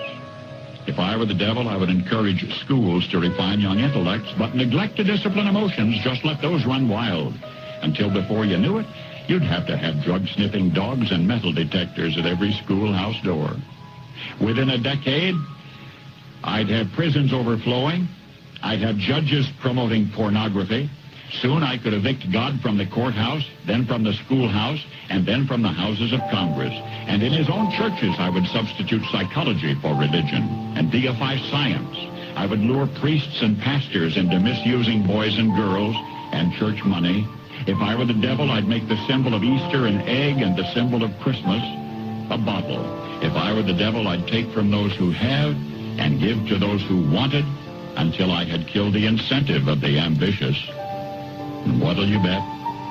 I couldn't get whole states to promote gambling as the way to get rich. I would caution against extremes in hard work, in patriotism, in moral conduct. I would convince the young that marriage is old-fashioned, that swinging is more fun, that what you see on TV is the way to be. And thus I could undress you in public, and I could lure you into bed with diseases for which there is no cure. In other words, if I were the devil, I'd just keep right on doing what he's doing. If he were the devil, he would just keep doing what he's doing. So I know that you've heard that Paul Harvey skit, and I think it was from, sometime in the 1960s. Certainly, it wasn't a skit. It was a monologue that he did. But it's when you ask AI what they would do, here's what it told the author. And, this is a really long article. And it's on the front page of the Free Press if you want to read it for yourself. In fact, I think maybe when I'm done with the program today, I'll go ahead and post this thing for you. But here's how he continues. As a social psychologist who's been trying since 2015 to figure out what on earth was happening with Generation Z, I was stunned. Why? Because what the AI proposed doing is pretty much what technology seems to be doing to children today. I don't think that's too hard to believe. It seemed to be saying if the devil wanted to destroy a generation, he'd just give them all smartphones. And just think of the disaster that is created. How often, just a serious question for you, my friends, how often have you been at the dinner table and just about everybody at the dinner table with you, maybe even yourself, is on their phone?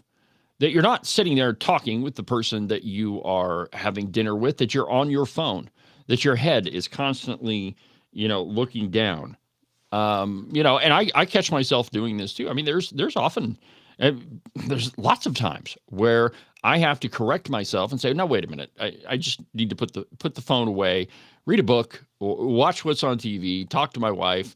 But it is so easy now because you've got this thing in your pocket all the time. And, let's be honest, it buzzes all the time with social media. And how many different social media platforms do you have? I've got a lot. Instagram, Facebook, X. There's a couple of others, Truth Social.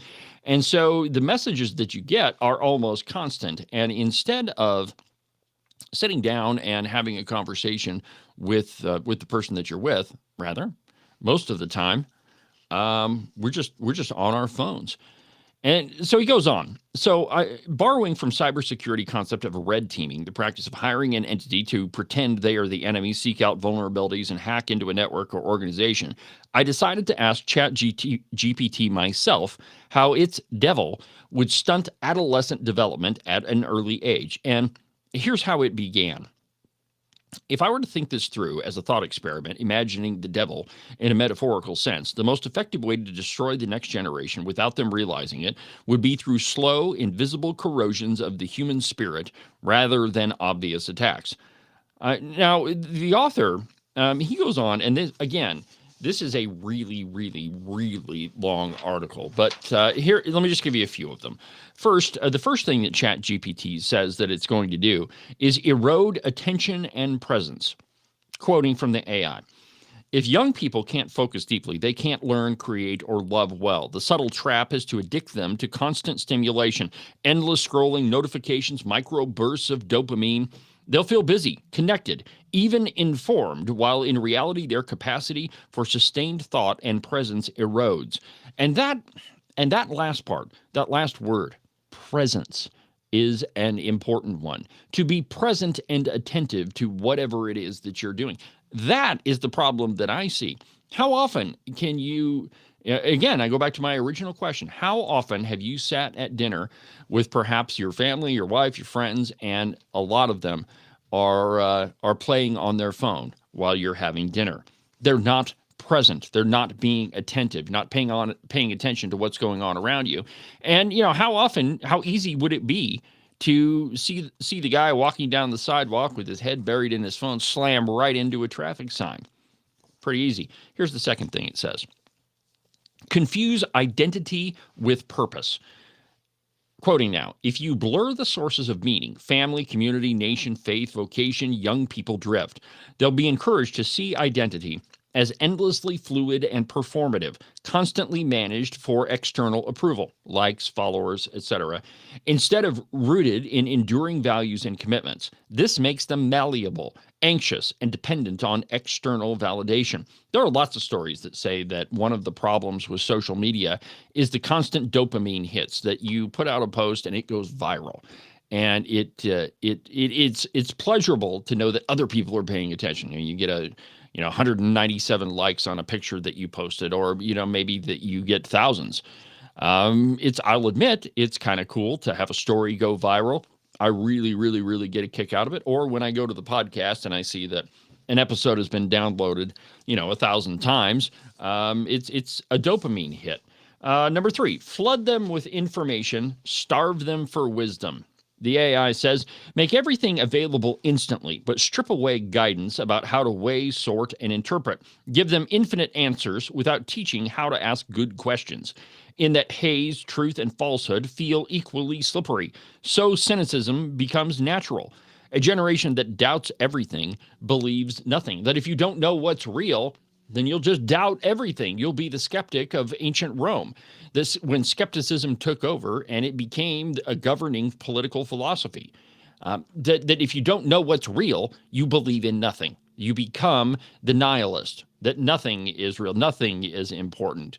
And the most important part of that, and the AI didn't mention this, but you get people to question the existence of God. That if you remove religion, you remove faith, and you remove religion out of it, you can do just about anything you want to any group of people. For example, and I've made this argument, and I've got a story here. It's 2 down in the stack of stuff, how a minister admits to his congregation that he's going to stop pretending to be a man and that he's transgender. A minister, somebody who calls himself a minister anyway. So if you can confuse the human mind into believing things that are just not true, that men can become women or women can become giraffes or whatever. It's a basic truth that all of us know from, the very beginning. If you can confuse that, well, you can confuse anything. The number 4, that the AI mentions, replace real relationships with simulacra. Quoting, encourage digital substitutes for friendship, love, and intimacy. People will accumulate connections while feeling lonelier than ever. Superficial bonds are easier to monetize and manipulate than deep ties to family, friendship, and community. The tragedy is that they may not realize what real connection feels like. Now, how many friends do you have on Facebook? How many likes do you have? How many followers do you have? Now, in my situation, it's part of my business to get people to follow Cowboy state politics, to see the stories that I'm putting out. So that part is important. But, I do have a personal page too. And there are thousands of people that the program calls friends. I couldn't even tell you who some of those people are, if I were to be asked, okay, so if you show me a bunch of pictures of people that are friends on Facebook, some of them I probably wouldn't even recognize, even though I may correspond with them occasionally. Normalize hedonism, pathologize discipline. Convince them that comfort, consumption, and self-expression are the highest goods, while restraint, sacrifice, and long-term commitment are oppressive. That way, they'll celebrate indulgence while mocking tradition and discipline. The very things that build strength and freedom across generations. Are you seeing a pattern here with what Paul Harvey said in the 1960s? Undermine trust across generations. Sow suspicion between parents and children, teachers and students, elders and youth. If every authority figure is portrayed as untrustworthy or obsolete, the next generation grows rootless, cut off from inherited wisdom and forced to navigate the world with only the guidance of their peers or algorithms. It becomes the real-life version of Orwell's Animal Farm, that you don't have anything to guide you, and pretty soon you turn into animals. And since you don't have anybody around that has any wisdom, and you're skeptical of those people who are in power, there's no reason to assume that you would follow them. Make everything a marketplace. Monetize everything. If every experience, play, art, sex, spirituality, even friendship becomes commodified, then nothing remains sacred. Young people may mistake consumption for meaning, never realizing that depth requires some things beyond price. In other words, do exactly the same thing that Paul Harvey said that the devil would do. Now, the question is this just a recitation of what Paul Harvey said he would do if he were the devil? Now, as far as we know, AI, generative AI, is just garbage in, garbage out, that it scans the interwebs and looks for information and then just, regurgitates it. So is this a regurgitation of Paul Harvey's If I Were the Devil, or is this something new? Is this something that the AI ChatGPT says that it would do? It's a good question. And I think that it's one that deserves answers. But more than that, though, I think that it is a warning, and that all of those things listed in the article, and certainly all of those things that Paul Harvey mentioned in his piece, are things to more than to be on the lookout for, to guard yourself against. In other words, flood them with information, get them to question, erode their ability to think critically. And I give you two examples of that today, right? The cow pie. I'll give you more than two examples of that today, but one of them, the cow pie, says, well, Josh Durrell says the free market isn't free. And then that's the end of the report. Nobody questions whether or not he's correct, or where that thought comes from, or why indeed that he is the guy who's supposed to be supporting business, and yet he's the one that's saying, no, government has to be involved. Or perhaps the story about who's in the Freedom Caucus. Okay, fine. Make that list, but who's in the other side? Who is the other side? What do they believe? You're so intent on saying exactly what the Freedom Caucus believes. Why aren't you intent on saying what the other side believes? If you have a far right, why don't you have a far left? If you have black, you have to have white, light, dark. These are monochrome paradigms that you've set up, and yet you're denying that the other one even exists. So your ability to think critically, and then that seeps into the media. And when the media ceases to ask critical questions of those people in power, then we just accept it as being spoon-fed down our throats. and there never a question is asked. It's just whatever the media says. So it's a definite questions to think about, my friends. I see no reason why you shouldn't be asking those questions yourself. And go back and look at this thing with skepticism and ask critical questions.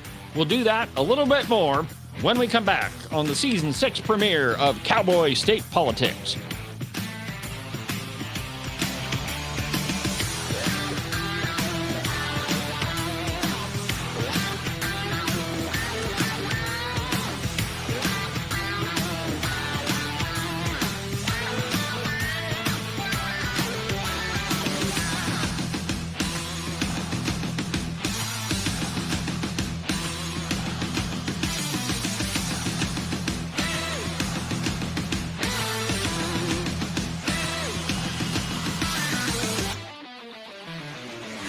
Are you tired of all the meaningless political drivel floating around right now? Endless commentary that really doesn't have anything backing it up? Do you long for the days of true investigative journalism coming from an authoritative source who really doesn't care how popular and apparently good-looking a politician is?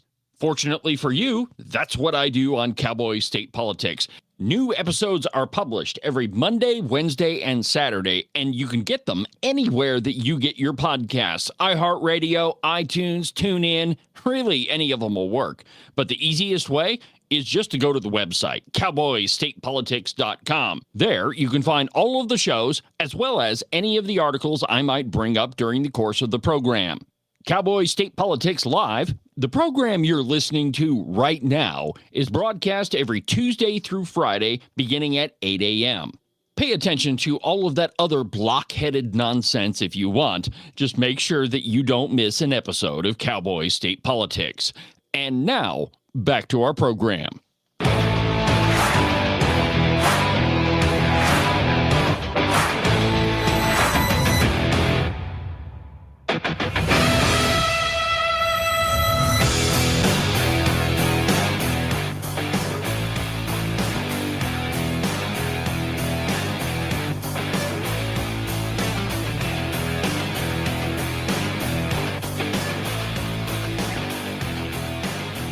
Welcome back to the program, Cowboy State Politics Live, on the very first episode of our very first program of Season 6. Thank you for joining me for it. I can't tell you how grateful I am to have you with me and to have you listen to the show and, to ask critical questions. And that's what I do on Cowboy State Politics. But let me give you an example of people who do not ask critical questions. From Breitbart this morning, from Hakeem Jeffries. Well, Donald Trump's whole life is a scam. This is the extent of our political, and you can hear the coffee pot in the background. That's one of the reasons why I like being in the studio. I've got my coffee pot right here. I probably drink too much of it. But anyway, this is where we're at. That we don't have any critical arguments, that we just say, no, I know you are, but what am I? Which is essentially what Hakeem Jeffries is saying. Let me just play it for you, and then we'll talk about it. Let's see here, video. But that's pretty much where we've ended up. But since you mentioned affordability, I want to play you what the president said about the word affordability, that it's a scam, I guess, concocted by Democrats. Take a listen. There's this fake narrative that the Democrats talk about, affordability. They just say the word. It doesn't mean anything to anybody. Just say it. The word affordability is a Democrat scam. I imagine you disagree, but what do you mean by that word when you say it? Well, listen, Donald Trump's whole life is a scam. The Trump administration is a scam. And certainly the so-called House Republican majority is a scam. These people promise. Okay, here we go. That's plenty there. So the question was, is it a scam? The question is, why is it a scam? His whole life is a scam. Well, actually, the essential question was, what do you mean by affordability? And it's a good question. I'm amazed that it's coming from Ms. Now, former PMS NBC. But the question was, what do you mean by affordability? And his response is, Donald Trump is a scam. That is the extent of the intellectual argument that Hakeem Jeffries is capable of making. I know you are, but what am I? Doesn't answer the question. And there's a couple of reasons for that, because the Democrats don't have an answer to what that is. They do not. It's just they just say, well, it's affordability. I mean, that's the extent of the argument. There's no critical thought that goes into it because they don't think you're capable of it. Because you'll just swallow it as you've been spoon-fed all of these years. Well, why? What is affordability? What do you mean by that? Why are things not affordable right now? Are they more affordable than when Biden was in office? So, but the media doesn't ask those questions anymore. Now, that video clip goes on for quite a long time. But Jonathan Karl, the interviewer, he doesn't even go back to his question and say, now hold on, Hakeem, you didn't answer my question. He just lets it go because he's not really interested in that. But it does bring up an interesting question. What do the Democrats mean by this whole affordability business? Well, they don't mean anything. It's just the only thing that they can come up with because they don't think that you are capable of asking critical questions and making them and calling them on the carpet about their claim. What exactly is affordability? The truth is the price of a lot of things has gone down. They don't want you to see that. Now, I don't know why gas is $2.30 a gallon in Casper and it's $2.79 here. I don't have an answer for that. It doesn't make much sense to me. But it's not $3.30. It's not over $3 as it persistently was during the Biden administration. During the Biden administration, I remember paying $7 for a dozen eggs. $7.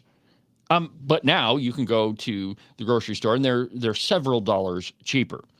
Now, not everything is cheaper. There are some things that are increasing in price, like electricity rates. I believe it was Rocky Mountain Power announced that, well, they want to increase rates, but it's for a different reason than the argument that the Democrats are making. Rocky Mountain Power, they say they want to build things. We got to expand, and you have to pay for it. That's why the prices are going up. It doesn't necessarily have too much to do with, what the president is doing. Why is it that the Democrats can't answer the question? Because they are incapable of it, because there is no question to it. This affordability business that you're going to hear over and over and over in the election is nothing more than a vacuous platitude. It doesn't mean anything. It's like the nihilism I was talking about with the ChatGPT thing. If I were the devil, there's no meaning to it. And so anytime you hear the word affordability, the question that needs to come through your head is, okay, so what do you mean by what is affordability? Define that for me. Second, why are things not affordable right now? And what are you comparing it to? These are the very same questions you should ask with any of these polls. But we don't. We just swallow them as if they're fact. That's one of the reasons we had Josh Durrell on the program, was to talk about the poll that he just released. And I had lots of questions. Now, wait a minute, Josh, why is every question structured to have a negative response? Why did you do that? Well, it's because you wanted a negative response. And no matter, who argues that, oh, no, the sample size was good. They only interviewed 500 or so people. That's not representative of the entire state. Yes, the questions were absolutely biased. Yes, the interpretation of that data was biased. So you don't get the answers to those questions unless you press them on it. And really, where the Democrats are right now is just, I know you are, but what am I? And I mean, that's exactly where it's at. So this next one is a little bit disturbing. And let me just say before I get into this, that if you are attending a church where these things are happening, you should turn around and run out the door. That you shouldn't listen to a single thing that is coming out of this church. From Breitbart News. It's just, again, a terrible example, a good example of how terrible of a situation that we're in. From Breitbart News. New York Methodist pastor declares himself transgender. No more pretending to be a man. Okay. A 51-year-old Methodist pastor in New York declared himself transgender before his congregation last week, saying he will give up, quote, pretending to be a man. The viral video showed Reverend Philip Phaneuf, of North Chile United Methodist Church in Rochester, wearing a rainbow stole as he revealed his newfound identity. Quote, so I get to announce with joy that I'm transitioning. Foe also declared himself asexual, meaning he has no sexual attraction to others.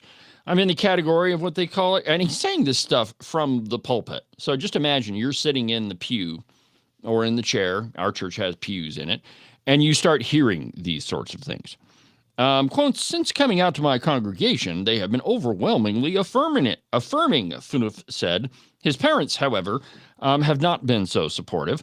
Quote, they asked me to tell you that they do not support me. Of course not, because his parents are evidently thinking human beings. The United Methodist Church previously reversed its doctrine against LGBTQZXPWDS sexualities and identities. The United Methodist Church commits to befriending and caring for all persons, including LGBTQZXPWDS persons in our churches and communities. So let me just give you a little hint here. That's not in the Bible. Affirming, any sort of transgenderism or LGBTQZXPWDS, no, Jesus didn't say that. Now, he did say we have to love everybody. That doesn't mean that it's correct or what you're doing is right or what you're doing is going to get you into heaven. It doesn't say anything about that. What it does say is, hey, you need to take a look at those things and they're wrong. That's what it says. So let me just play you the video clip of this ridiculous guy. There's a couple of other things that he says that are outrageously wrong. But here's the video if we can stomach it. Rarely do I did not get into ministry to talk about myself or my personal life, but sometimes there are things that happen I'll do it anyway. in a pastor's personal life that is going to find its way out into ministry. No, it doesn't. So I am inviting you to join me in a season of creative transformation for myself. And I think for all of us. So I get to announce with joy that I'm transitioning. I'm affirming and saying to all of you that I am transgender. And so the best way to put this is that I'm not becoming a woman. I'm giving up pretending to be a man. Oh, yeah. I mean, it's just perfectly reasonable. I see no reason why we shouldn't just accept that on face value, except, of course, that he's allegedly a minister. So did you notice when he said, my personal life, it seeps into the ministry. Seeps is the right word, though he didn't use that one. It shouldn't, because none of that is biblical. Not a single part of it. And if you are not a minister, if you believe those sorts of things, nor should you be telling your congregation those sorts of things. But there's a lot of churches that have strayed away, this one included, have strayed away from biblical teaching. And it's the United Methodist Church is one of them, but there's so many more. Let me just give you a hint. Jesus didn't say that. And if you're attending a church where those sorts of things, hopefully that guy stays in New York. But if you're attending a church where those sorts of things are happening, you need to turn around and walk out the back door, because they're not walk out any door that you can, even the side door, the fire escape, whatever. Just get the heck out of there, because they're not teaching you anything biblical. It's just another, and this is another example of what we were talking about with Paul Harvey and the piece in the Free Press, that if you can confuse facts, if you confuse the foundational beliefs that we hold for being human, then we can convince each other of anything. And the first fundamental truth that you learn as a human being is that every man, every person has a mommy and a daddy. Whether or not they're around is another question, but it takes a man and a woman to create a child. Two men cannot do it. Two women cannot do it. And just to say that you can become a man, not only is it not biblical, it's just not factual at all. Just absolutely horrendous. And we shouldn't pay any attention to, well, you know what? I say that, but that's wrong. We should pay attention to things like this so that we can point out how wrong they are. And, it's things like brushing this stuff under the carpet that gets us into situations where this sort of stuff propagates. Let me give you another one here. This is kind of a different subject, but in the UK, the UK AG is urging far-right politician Nigel Farage. Nigel Farage was the guy that helped orchestrate Brexit to get them out of the European Union. Urging far-right politician Nigel Farage to apologize for alleged anti-Semitic bullying as a teen. Nigel Farage is an old guy. I don't know exactly how old he is, but he is definitely in his 60s. Here's what it says. This is from the Times of Israel. UK Attorney General Richard Hermer is calling on far-right British politician Nigel Farage to apologize for alleged anti-Semitic bullying he did as a teenager. Quote, throughout his defensive responses to legitimate questions put to him, not once has Farage actually condemned anti-Semitism. Hermer tells The Guardian, adding that the leader of Britain's anti-immigration reform party has, quote, clearly deeply hurt many people and has constantly changed his denials of a report that he racially abused classmates during middle school and high school. So apparently now we have to apologize for things that we did while we were children. That evidently affects who we are and what we do as adults. How far are we going to let this go? That what you did 10 years ago, 20 years ago, 40 or even 50 years ago has no bearing on what you do today. Now, if you're the same person, that's another matter. But not, when, we all make mistakes. All of us made mistakes when we were growing up. That doesn't mean that we should be held to them. Here's what Farage said. Have I said things 50 years ago that you could interpret as being banter in the playground, that you can interpret in the modern light of day in some sort of way? Yes, Farage said. But this is another example of how we ought to respond to ridiculous charges like this. No, I won't do it. No, I'm not going to apologize for something I said when I was 12. No, I'm not going. And how dare you suggest that I do that? How vapid can you possibly be to think that something that happened when I was a teenager, something I said when I was a teenager, affects what I do right now? It's absolutely ridiculously stupid. And we need to expose the people that make these charges, right? The folks that lie about their importance, and you see this happen in congressional hearings, the thing about the Clarence Thomas confirmation hearing, Neil Gorsuch, Brett Kavanaugh. Think about the circus that those were created, which, by the way, it was Joe Biden that did all of those things to Clarence Thomas. But, does really any of that have any bearing on what we do today? As Christians, we would say that as long as, you got to repent and truly believe it and ask for forgiveness. We're done, man. That doesn't get you out of the personal responsibility of it, and which you might say that that's a contradiction, but it's not. What you do as a 12-year-old has no bearing on what you're doing when you're 50 or, 45 or whatever the case may be. This is just another example of cancel culture in an attempt to shut down, an effective conservative leader. And that's what they do. The left will try anything that they can possibly get their hands on to delegitimate what you're arguing as an adult. Anything that they can do to turn popular opinion against you. Now, I mean, if it turns out that you did some really horrible stuff, okay, maybe that has something to do with it. I mean, unless, of course, you live in Johnson County and you're Bill Novotny and you get caught driving wrong way on the interstate while blasted drunk. Apparently that doesn't have an effect, but anywhere else other than Johnson County, absolutely ridiculous. Let's see. Now, the reaction to all of... Now, do I want to go there? Let's see what I got here. Yeah, let's go here. There's a piece in Just the News, and it's entitled, Europe's Media Sees Ambush on Guard and Opposition to Deployment, Another Case of Too Many Guns. Of course, they're referring to the 2 National Guard people who were shot over the Thanksgiving weekend. And, the reaction from European press organizations is predictably left-leaning. And so let's just read the first couple paragraphs here. Quoting, the shooting last week of 2 National Guard members just blocks away from the White House has recounted with different narratives on opposite sides of the Atlantic. Much of the U.S. coverage of the events of last week focused on the country's oft-criticized immigration system and the screening process of refugees. But while European media reported the fact that the alleged shooter,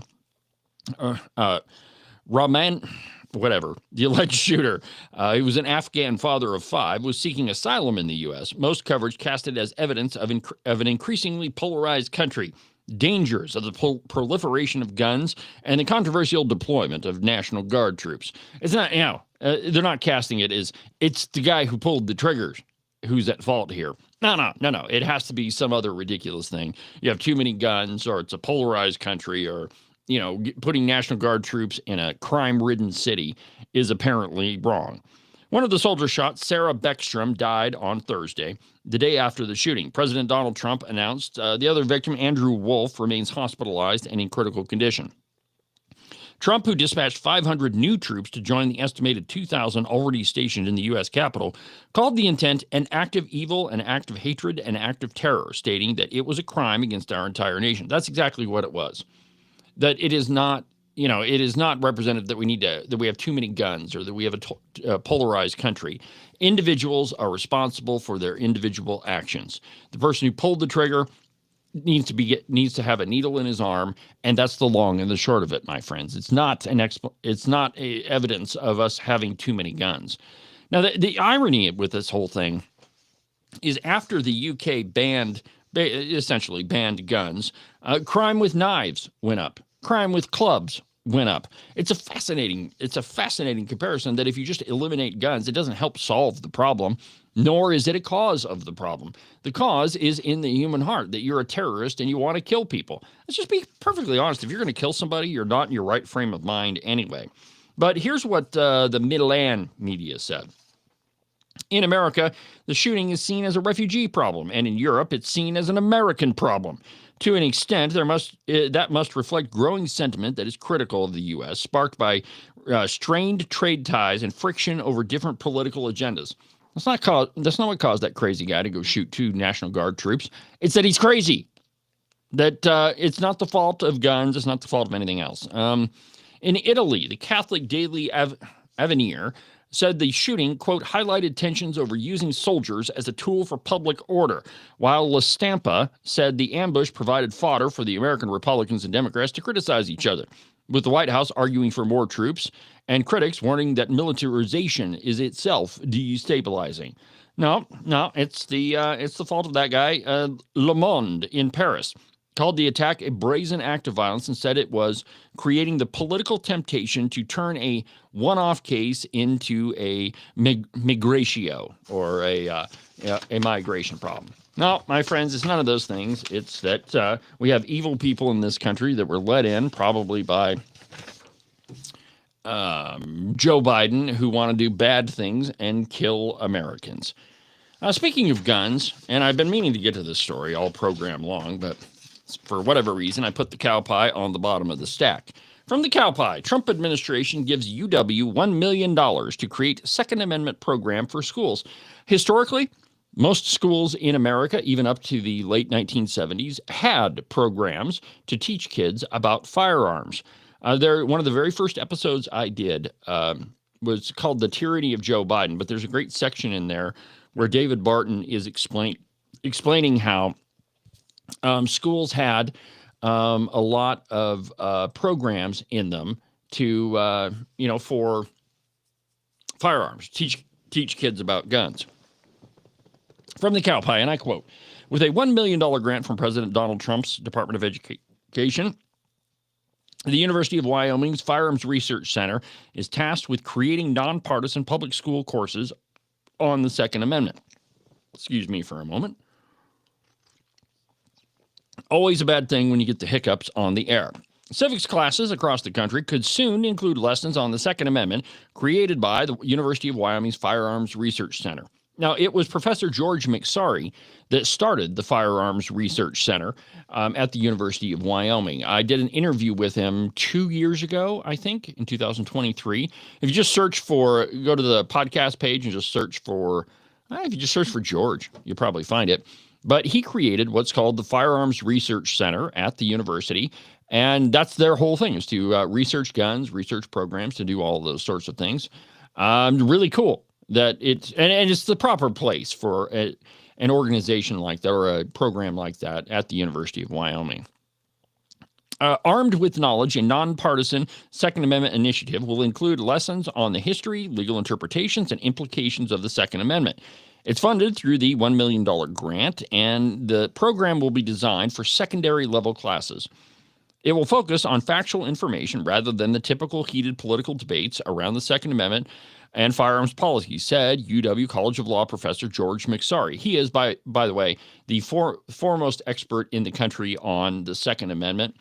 Quote, we seek to provide a much-needed apolitical approach to an otherwise politically charged topic, emphasizing the legal and civic origins of the right to bear arms, connecting it to the early principles of the nation's founding, and examining its evolving role through legal interpretation. And that's the whole point there, that most people do not understand the Second Amendment.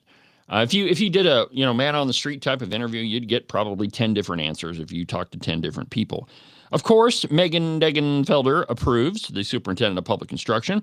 This grant is well deserved by Professor McSorry and the center, she said in a statement. Their work is pivotal in advancing education on the importance of the Second Amendment and civics in general. In education, we are tasked not only with preparing students for jobs, but to be good American citizens as well. And I applaud President Trump and Linda McMahon for prioritizing it that way. And the truth is, the Second Amendment has nothing to do with hunting. It was written and put into the Bill of Rights for one purpose, to prevent tyranny. We just finished the Revolutionary War, and it was foremost on our founders' mind that perhaps we might have another situation where Americans had to defend their country against a tyrannical government. And there are many people, and I would not necessarily discount myself from that group, that think that there's a lot of tyranny that we put up with in a daily. Now, I'm not saying that we need to go to revolution or anything like that, but that's the point of the Second Amendment.